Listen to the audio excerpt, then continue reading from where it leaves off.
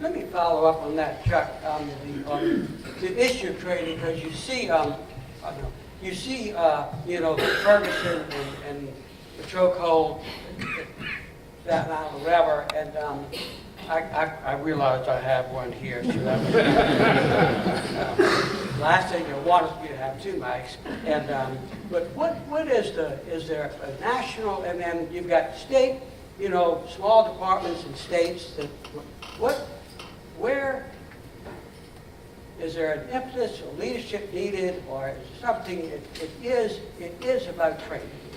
So much of it is about training, and so many of the tragedies we have in the country and the destructive responses to those tragedies all can be traced back to lack of quality training. Is there an answer there, or just? Well, I think it is also, Mayor, I would add to it, is hiring. The kind of people you hire, and and what are you appealing to? Where are you appealing to?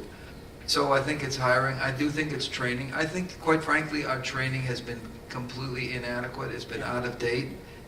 You have 18,000 police departments in the country, of which 90% of them are 50 officers or less.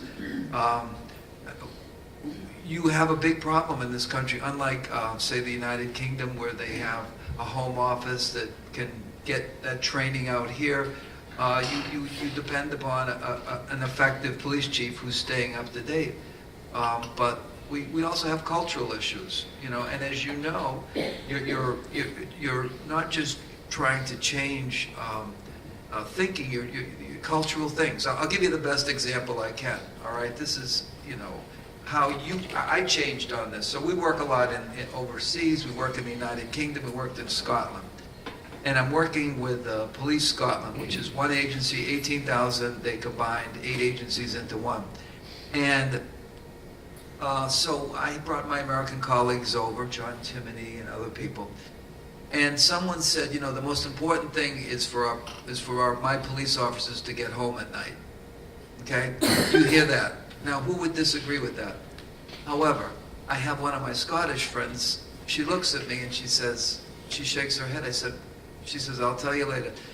I said, what's the issue? And she says, well, why do you Americans say that?